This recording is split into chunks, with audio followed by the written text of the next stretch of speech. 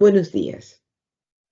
En primer lugar, quiero expresar mi agradecimiento a la vicerrectora del campus de Palencia, doña Amalia Rodríguez González, y a la decana de la Facultad de Educación, doña Carmen Alario Trigueros, por la confianza depositada en mí para que imparta la lección inaugural del curso académico 2022-2023.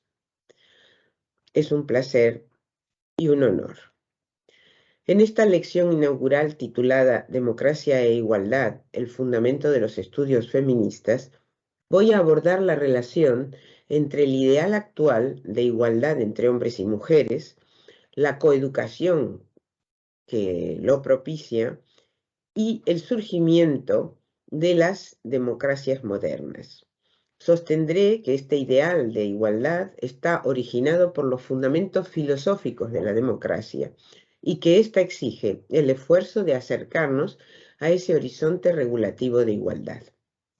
Voy a comenzar esta exposición destacando que a partir de este curso 2022-2023, la Facultad de Educación de Palencia cuenta con un máster online en estudios feministas e intervención para la igualdad dirigido por la doctora Fátima Cruz.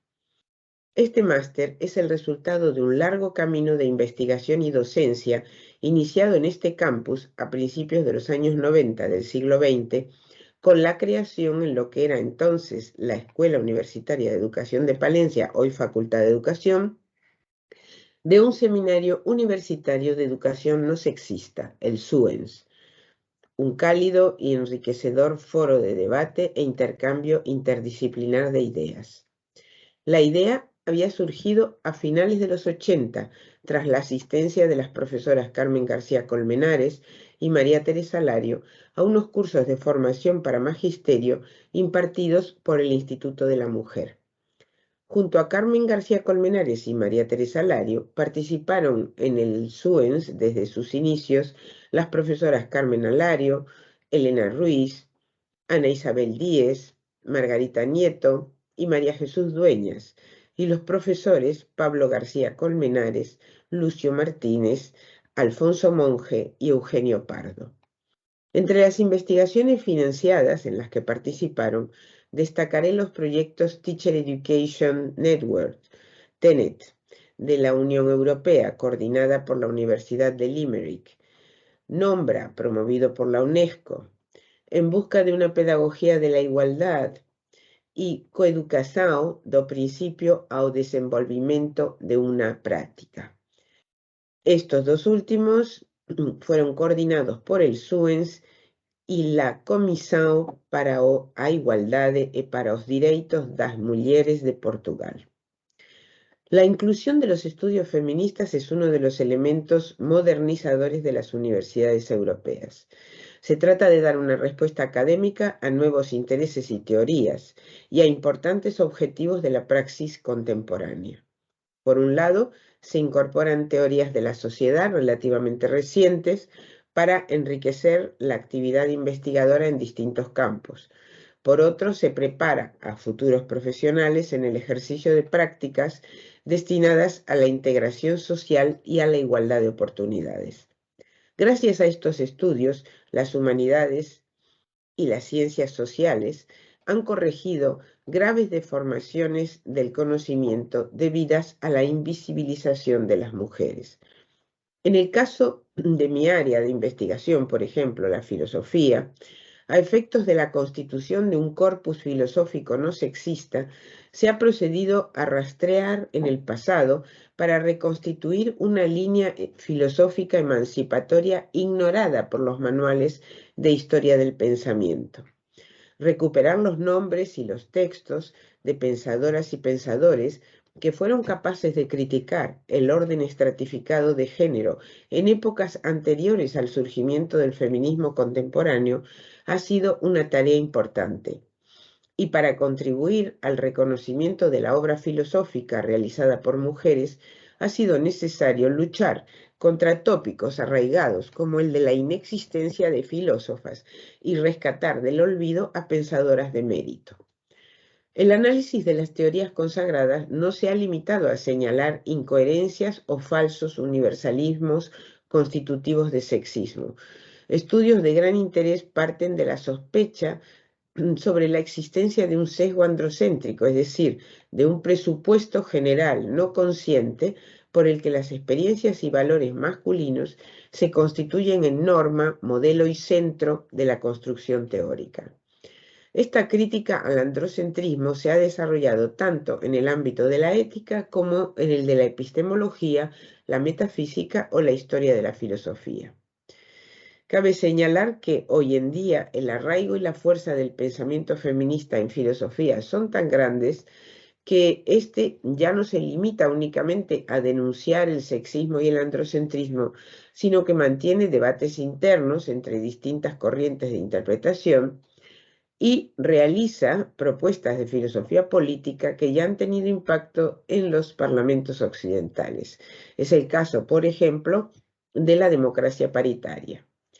Conceptos como el de isonomía, del griego isos y nomos, igualdad en las normas, equifonía, igual reconocimiento de las voces de hombres y mujeres, e isegoría, igualdad para ser escuchadas en el ágora, lugar de las discusiones públicas, han llegado para quedarse. Para el conjunto de la Universidad de Valladolid, la Cátedra de Estudios de Género fue creada el 8 de julio del año 2000, a propuesta del Seminario Universitario de Educación No Sexista, SUENS, y de la Asociación Española de Investigación Histórica de las Mujeres, AEIM. Desde ambos grupos se venía llevando a cabo una labor investigadora en el campo de los estudios de las mujeres y de género desde hacía más de 20 años, en intensa colaboración con centros e instituciones nacionales e internacionales.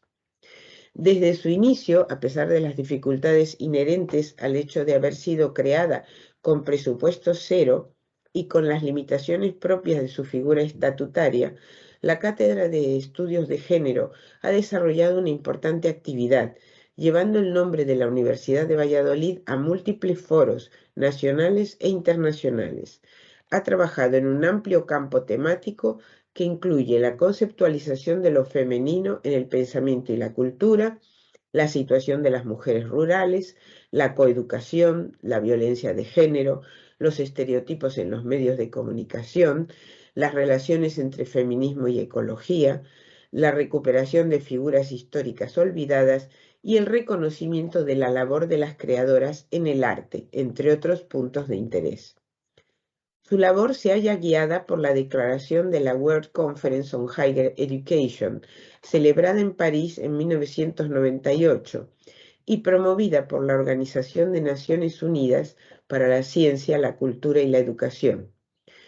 Los estudios de las mujeres, dice esta declaración, son un campo de conocimiento que tiene una importancia estratégica para la transformación de la enseñanza superior y de la sociedad. Más recientemente, la Agenda 2030 para el Desarrollo Sostenible, aprobada por la ONU en 2015, expresa el compromiso de la comunidad internacional para el logro de la igualdad de género y el empoderamiento de todas las mujeres y niñas a través de su quinto ODS y de forma transversal en los demás objetivos. Reconoce expresamente que se ha alcanzado la igualdad en el plano de la ley, es decir, la igualdad formal, pero que todavía queda mucho por hacer para llegar a la igualdad real y efectiva. Señala que la igualdad se haya reconocida en la Constitución y en el ordenamiento jurídico y que han tenido lugar progresos relevantes, pero advierte de que la desigualdad persiste tanto en formas graves, como se demuestra en el número de víctimas de violencia de género, o en formas más sutiles y cotidianas en todos los ámbitos. Este objetivo se encuentra apoyado por el Programa de Ciencias Sociales y Humanas de la UNESCO, que se propone buscar la igualdad entre los sexos, entre otros valores y principios universales como la lucha contra la discriminación y el diálogo intercultural. Hoy podemos afirmar sin ninguna duda que la potenciación de los estudios feministas es un elemento clave en la modernización de la tarea investigadora y docente de las universidades europeas. La pervivencia de los prejuicios sexistas que tienden a reconocer la individualidad solo a los hombres es aún, hoy en día, claramente perceptible en la dificultad que experimentan las mujeres para obtener el reconocimiento del genio y del mérito intelectual, artístico, profesional o político.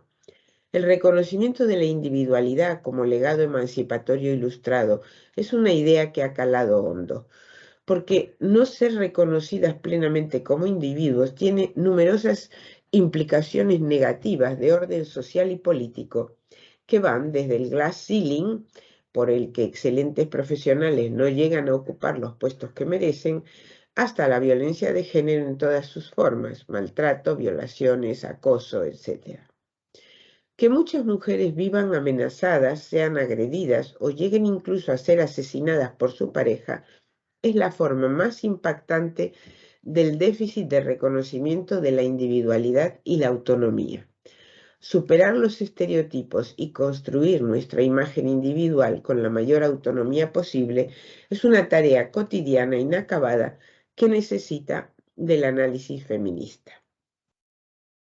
En nuestra condición de docentes debemos examinar en qué medida nuestra tarea incide en las relaciones igualitarias entre mujeres y hombres, entendiendo por igualdad no la identidad indiferenciadora, sino el derecho a la igualdad de trato y de oportunidades para todos los individuos, independientemente de su sexo, cuando se trata del acceso a los recursos y al reconocimiento social. A pesar de los avances de las últimas décadas, subsisten dos grandes impedimentos para una más completa realización de la igualdad entre mujeres y hombres: el sexismo y el androcentrismo. Utilizaré estos términos en el sentido que paso a precisar. El sexismo sería el prejuicio que nos lleva a considerar que las mujeres no son capaces o son menos aptas para ciertas tareas tradicionalmente consideradas masculinas. El androcentrismo sería, como ya he señalado, el prejuicio que nos hace percibir como más importantes y prestigiosas aquellas labores o habilidades desarrolladas por los varones y considerar menos importantes y menos prestigiosas aquellas desarrolladas por las mujeres. La coeducación, como instrumento para una sociedad plenamente democrática, deberá enfrentarse con ambos prejuicios: el que, por ejemplo, nos impide orientar a las chicas a profesiones con salida laboral por el simple hecho de que las consideramos tareas masculinas, y el que nos inclina a menospreciar actividades tradicionalmente femeninas como las relacionadas con el cuidado, por ejemplo, magisterio, enfermería, y a reproducir, en consecuencia, la hiperfeminización de ese sector laboral, con la consecuente disminución de los salarios propia de todo trabajo feminizado. Pero la tarea que aquí me he propuesto es la de recordar los fundamentos histórico-filosóficos del ideal coeducativo, puesto que la tarea que nos compete como educadores y educadoras debe estar sólidamente legitimada en las convicciones democráticas. De lo contrario, puede ser olvidada o considerada un detalle o un simple apéndice de la educación general. Paso a mostrar, pues, la relación histórica entre democracia e igualdad entre los sexos. La Revolución Francesa, que terminó con la desigualdad de una sociedad dividida en nobles y plebeyos, es la cristalización de los ideales ilustrados. Fue la primera realización europea de la democracia moderna. Su manifestación teórico-política más importante es la Declaración de los Derechos del Hombre y del Ciudadano de agosto de 1789. Las diferencias de rango hereditarias son abolidas y reemplazadas por el mérito personal. Su base teórica es el derecho natural, que proclamaba la igualdad de todos los hombres. Esta declaración era el fruto de los acontecimientos revolucionarios precipitados por la convocatoria de Estados Generales realizada por el rey Luis XIV en 1688. Mientras que el objetivo del monarca era simplemente conseguir que se votaran nuevos impuestos, los distintos estamentos y grupos sociales, alto y bajo clero, nobleza de provincias, estado llano, compuesto de ricos burgueses, profesionales liberales, campesinos, llevaron a esa reunión muchas otras peticiones. No puedo detenerme aquí en detallar las expectativas de cada uno. Como sabemos, los acontecimientos revolucionarios dieron satisfacción a las aspiraciones del Estado llano o tercer Estado, que pedía la supresión del privilegio de los nobles, fundándose en la ilustrada idea de la igualdad de todos los hombres. Pero el término hombres era ambiguo. ¿Significaba seres humanos o varones? También el plural masculino lo era. El decreto real convocaba a todos los habitantes para que enviaran a sus representantes. Esta ambigüedad hizo que en algunas asambleas locales preliminares se aceptara la presencia de mujeres y en otras se la prohibiera. Esa fue la primera decepción que sufrirían las mujeres con respecto al cambio histórico que se estaba gestando. La discriminación por sexo manifestó trascender las diferencias de estamento y afectar por igual a aristócratas y plebeyas. Este sentimiento de frustración colectiva es perceptible en los cuadernos de quejas y reclamaciones que redactaron las mujeres para enviar al rey y más tarde a la Asamblea de Diputados. En uno de estos cuadernos destinados a los diputados podemos leer: vosotros que vais a convertiros en árbitros del bien o del mal, ocupaos de cambiar las normas de nuestra educación. No nos sigáis formando como si estuviéramos destinadas a proporcionar los placeres del harem. Que no busquemos solo agradar, no nos privéis de los conocimientos que puedan permitirnos ayudaros, ya sea con nuestros consejos como con nuestros trabajos. Fin de cita. El advenimiento de las sociedades democráticas modernas, con las revoluciones americana y francesa, y el movimiento filosófico ilustrado que las precede y prepara, no solo significará el paso de una sociedad estamental a una estructura de movilidad social, sino que también cambiará la relación entre hombres y mujeres. En el antiguo régimen, la situación de las mujeres era de exclusión. La Enciclopédie del siglo XVIII definía el término ciudadano de la siguiente manera: aquel que es miembro de una sociedad libre de varias familias, que comparte los derechos de esta sociedad y que se beneficia de estas franquicias. Y más adelante se agrega: no se otorga este título a las mujeres, a los niños o a los sirvientes, más que como miembros de la familia de un ciudadano propiamente dicho. Mujeres, niños y sirvientes no son verdaderos ciudadanos. Fin de cita. Observemos que de las tres categorías de excluidos, mujeres, niños y sirvientes, solo la de las mujeres lo es por una característica corporal de por vida. Tras la Revolución de 1789, a pesar de todas las expectativas generadas, patentes en los cuadernos de quejas y reclamaciones de las mujeres, la situación para éstas siguió siendo la misma o incluso empeoró. En el antiguo régimen, las viudas propietarias de feudos tenían derecho al voto en las asambleas generales. La República se lo negará. La política de exclusión se intensificó en los años posteriores a los acontecimientos revolucionarios. Además, muchos documentos de la época dan testimonio de la profunda miseria en que se vieron sumidas las trabajadoras, criadas, modistas, etc., que estaban al servicio de la aristocracia y perdieron sus empleos por el exilio o la ejecución de los nobles. Fue una época de transición muy dura para las mujeres. La Declaración de los Derechos del Hombre y del Ciudadano en 1789 puede ser considerada un resumen del ideario de la Revolución y de la democracia moderna. Libertad, igualdad ante la ley, seguridad frente a los abusos del poder, derecho a la propiedad contra la teoría absolutista del rey como único dueño de todos los bienes son algunas de sus principales ideas. Pero generalmente se pasa por alto, incluso hoy en día, que esta declaración solo se consideraba válida para los varones y que a las mujeres no se les reconocía derechos civiles y políticos.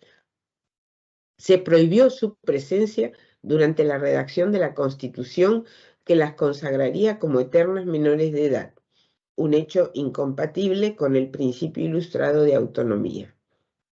Una escritora de la época, Olimpia de Gouges, denunció esta paradoja.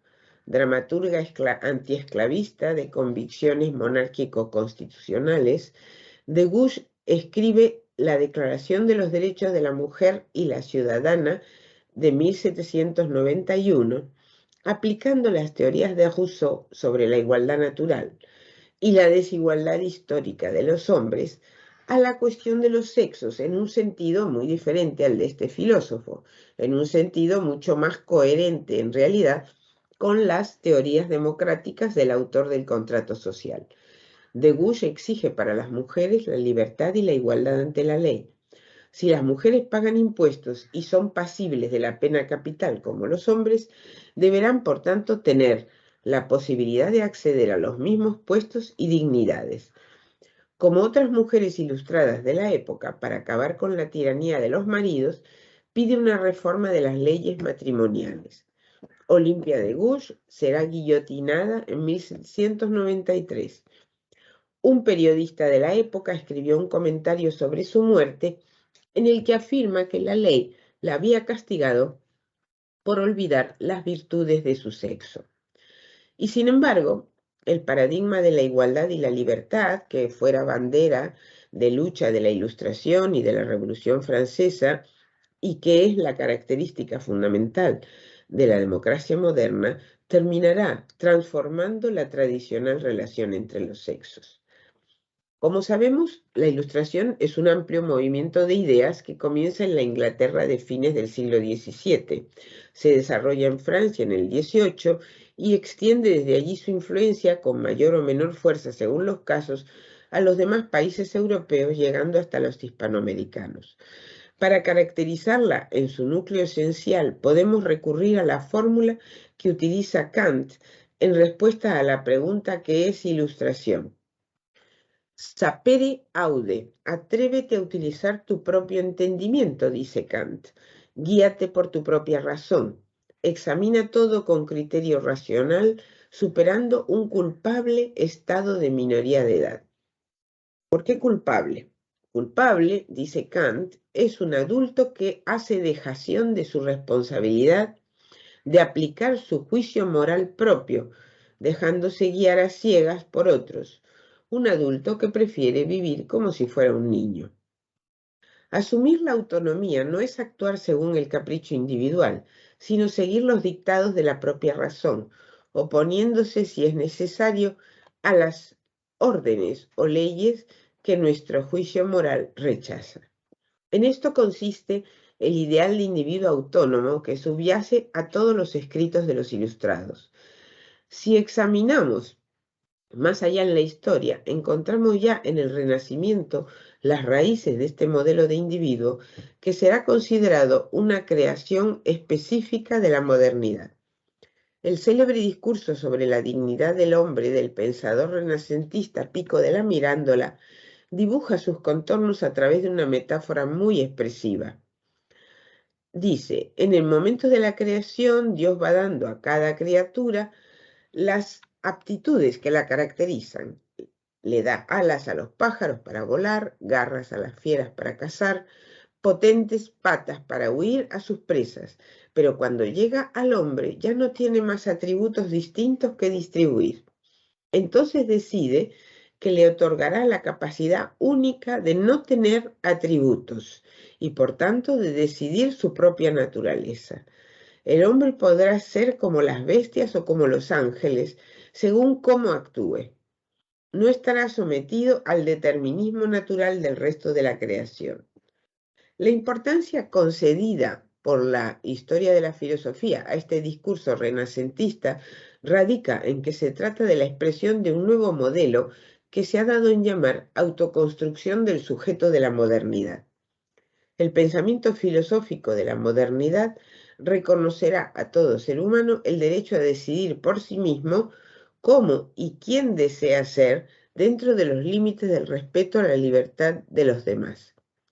La cuna o las tradiciones culturales en las que se nacen no podrán tener la última palabra frente a ese individuo autónomo que quiere ejercer la racionalidad práctica en el ámbito privado y participar en la elaboración de las leyes en el ámbito público.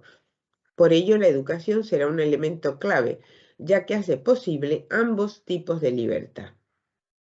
Los ilustrados son herederos del racionalismo del siglo XVII, pero a diferencia del prudente Descartes, que aconsejaba a los aprendices de filósofos aceptar la moral y las leyes del país en que se encontraran, limitando su ardor analítico a la epistemología, los pensadores del XVIII concebirán la razón como una fuerza crítica llamada a analizar la realidad y las teorías, las leyes y las creencias. El énfasis en la razón implica también concebir que ésta es lo que iguala a todos los hombres y fundamenta la idea de humanidad más allá de las diferencias de estamento, raza, nacionalidad o religión. Esta concepción de la esencia humana se relaciona con los ideales políticos sociales más avanzados del siglo. Así, los conceptos de libertad, igualdad, autonomía, humanidad y tolerancia animarán el antiesclavismo, la abolición de los privilegios de los nobles y la igualdad de los ciudadanos ante la ley. Esta voluntad de análisis crítico de las instituciones existentes no podía dejar de erosionar de alguna manera las bases de uno de los sistemas más antiguos de desigualdad, el de la relación entre hombres y mujeres. Justamente, como ha señalado la filósofa Celia Amorós, uno de los primeros indicios de la transformación de la razón del XVII, esa prudente razón cartesiana que intentaba mantenerse en lo teórico sin analizar las instituciones sociales, se va a transformar en la razón ilustrada que todo lo examina y critica. Y esa transformación la encontramos en la obra sobre la igualdad de los sexos del cartesiano Poulain de la Barre, publicada en 1673. En nombre de la razón, enemiga del prejuicio, afirma Poulain que debe destruirse el más antiguo de los prejuicios, el de la inferioridad de las mujeres. La polémica sobre la consideración de los sexos no era nueva, la encontramos en la Edad Media y en el Renacimiento, pero tenía otra forma. Era un debate sobre la superioridad o la inferioridad. Los defensores de las damas defendían la superioridad de las mujeres y los misóginos su inferioridad. En cambio, con de la Barre encontramos la idea de igualdad basada en la común posesión de la razón, es decir, una idea ilustrada.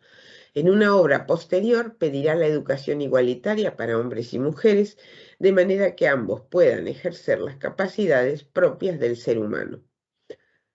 Las reivindicaciones de una educación igualitaria para ambos sexos se sucederán a lo largo del XVIII y continuarán en el siglo XIX.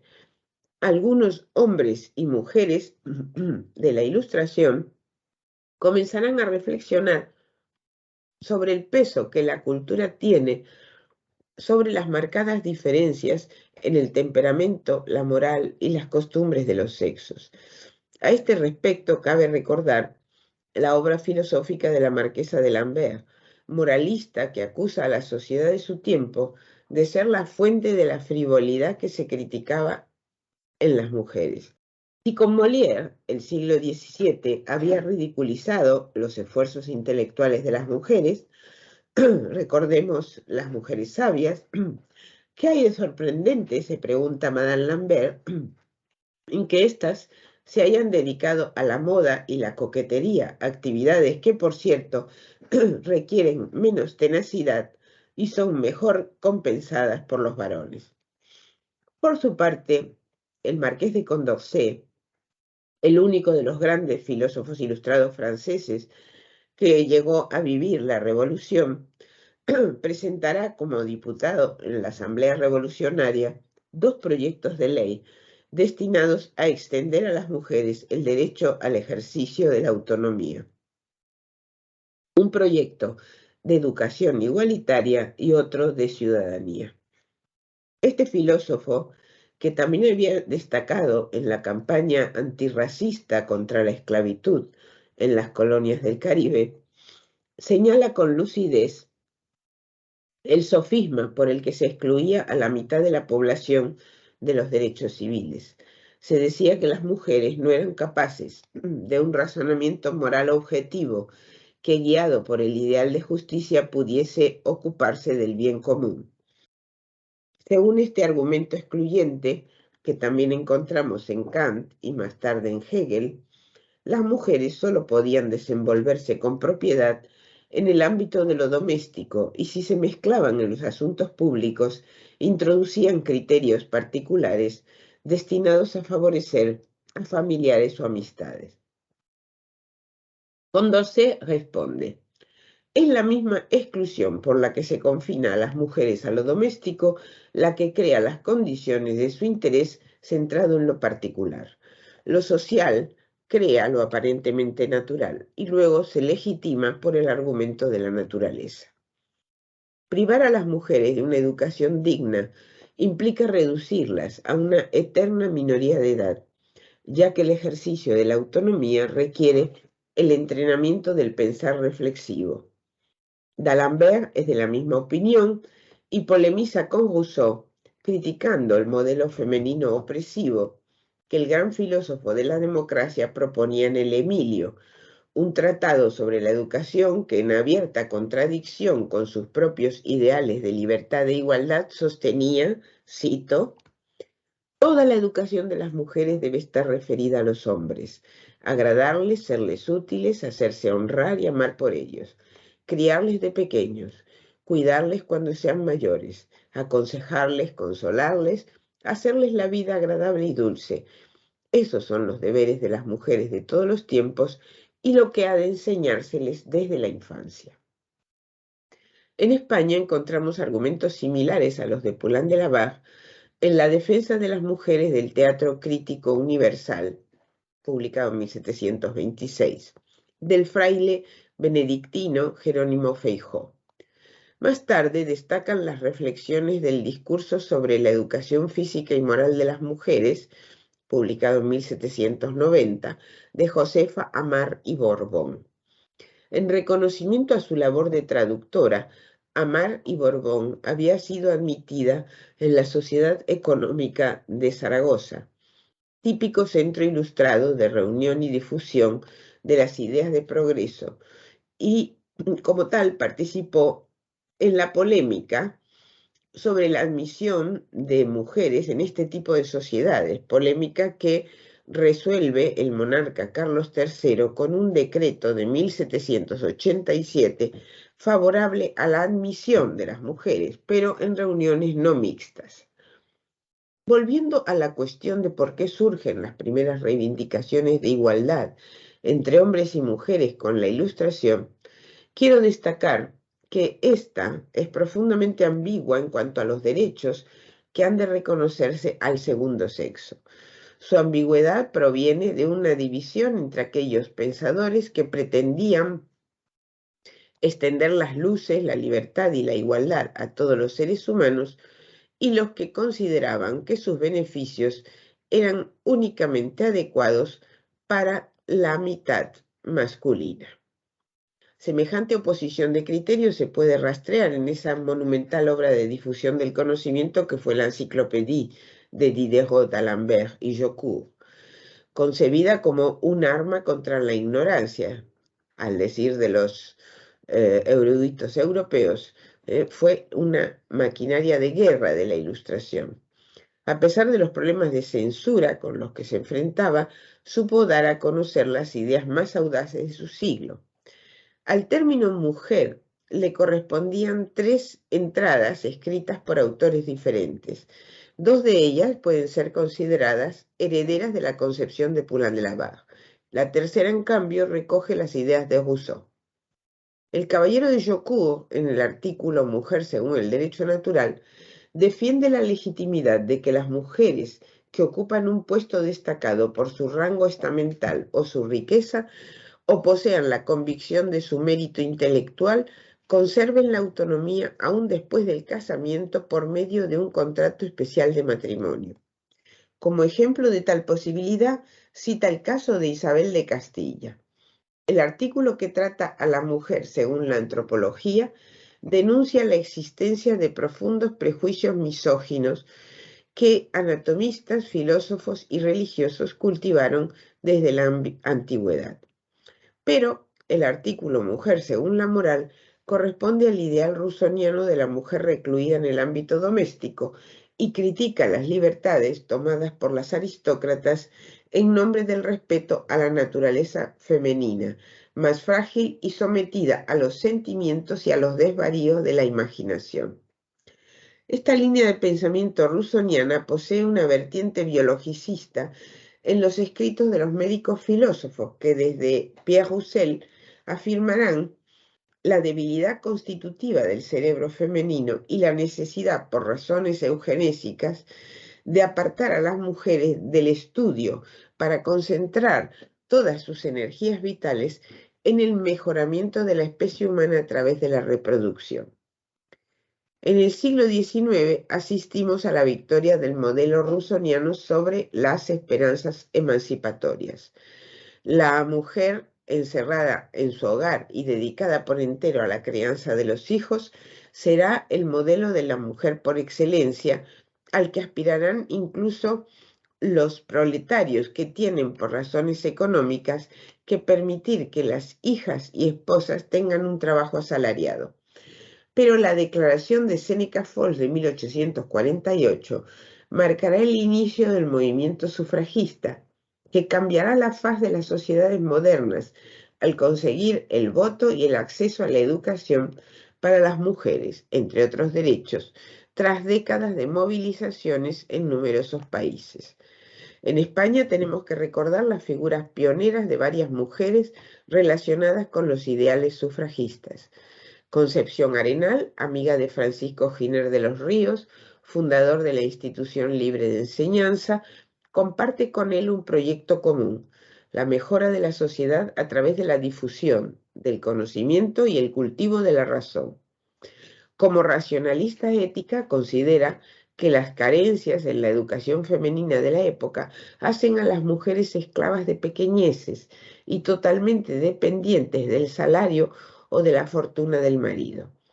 Su interés por las mujeres marginadas la llevó a ver en la prostitución una consecuencia más de esta dependencia económica.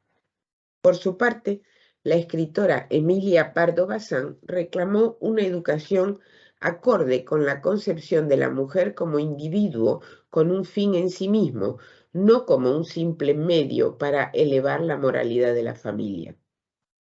Finalmente, cabe destacar que fue la diputada y escritora Clara Campoamor quien con su lucha consiguió la aprobación del voto para la mujer en 1931. En 1949, ese clásico del feminismo, que es El segundo sexo de Simone de Beauvoir, comenzaba con un epígrafe de Poulain de la Barre, es decir, apelando a las raíces ilustradas de las reivindicaciones de igualdad. Beauvoir realizará su alegato a favor de la participación de las mujeres en el mundo del trabajo asalariado y de la cultura desde el marco teórico existencialista. El ser humano es proyecto, nunca es solo lo que es en un momento determinado, sino que su definición incluye también lo que proyecta ser a partir de su libertad. Como puede verse, volvemos aquí a encontrar la temática de la autoconstrucción del sujeto de la modernidad, tan sugerentemente expuesta por Pico de la Mirandola en su discurso renacentista sobre la dignidad del hombre. A partir de esta definición del ser humano como libertad, Beauvoir observa entonces que a las mujeres de su época se les negaba, se les restringía gravemente la capacidad propiamente humana de elección y autoconstrucción. Ser esposas y madres era concebido como algo incompatible con cualquier actividad laboral en un mundo del trabajo asalariado. No así para los varones, que podían ser esposos y padres, y al mismo tiempo desarrollar sus habilidades y obtener reconocimiento por ello fuera de la esfera doméstica. Cercenar las posibilidades de desarrollo de un individuo restringiendo su educación o su inserción laboral atenta pues contra la esencia propiamente humana de libertad y elección del propio destino. Y ya en el plano de la filosofía política, constituye un anacronismo en las sociedades democráticas basadas en la igualdad.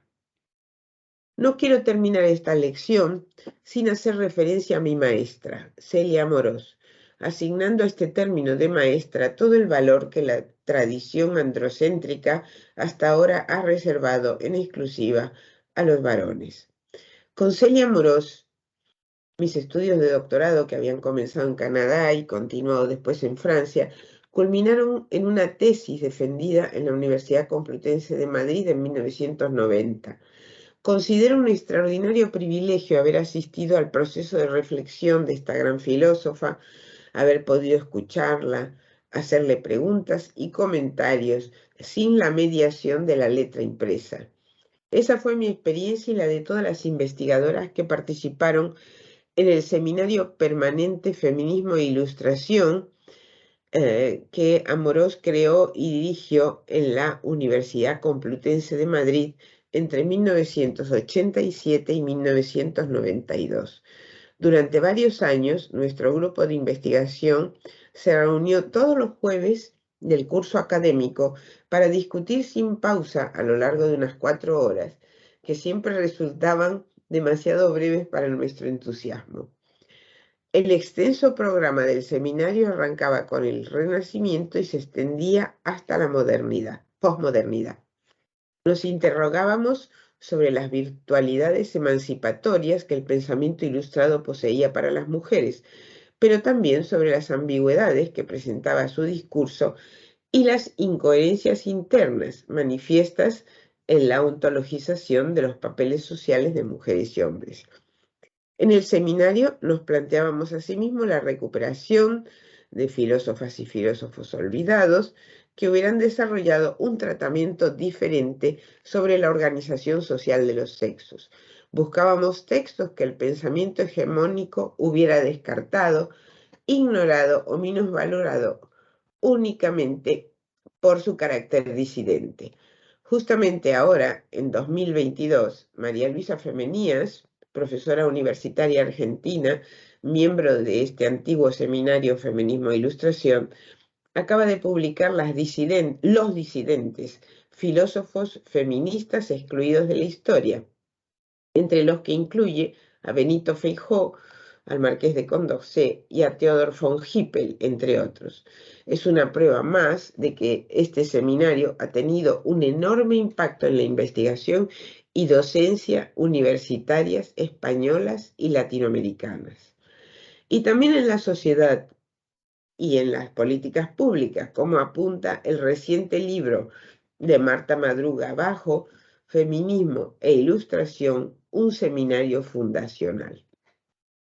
Hoy en día, el legado ilustrado de la igualdad se halla casi plenamente aceptado en Occidente. Ello no significa que esté plenamente realizado. He mencionado 2 obstáculos para la plena igualdad de oportunidades entre hombres y mujeres: el sexismo y el androcentrismo. La coeducación destinada a superarlos implica diversas iniciativas. Revisar nuestros supuestos con respecto a lo valioso, reconociendo las aportaciones femeninas a la producción y a la cultura. Fomentar en jóvenes de ambos sexos el sentido de la autonomía personal, económica y profesional, así como el común deseo de participar en las tareas del cuidado tradicionalmente femeninas.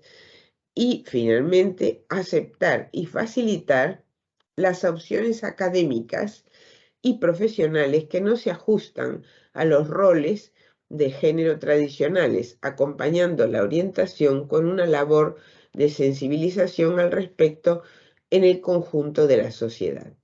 Queremos formar personas independientes y responsables. La independencia depende en gran medida de la autonomía económica y de una adecuada comprensión de las necesidades y deberes humanos más allá de los estereotipos. De ahí que de la filosofía moral y política a la educación y a la orientación laboral hay un camino de implicaciones mutuas.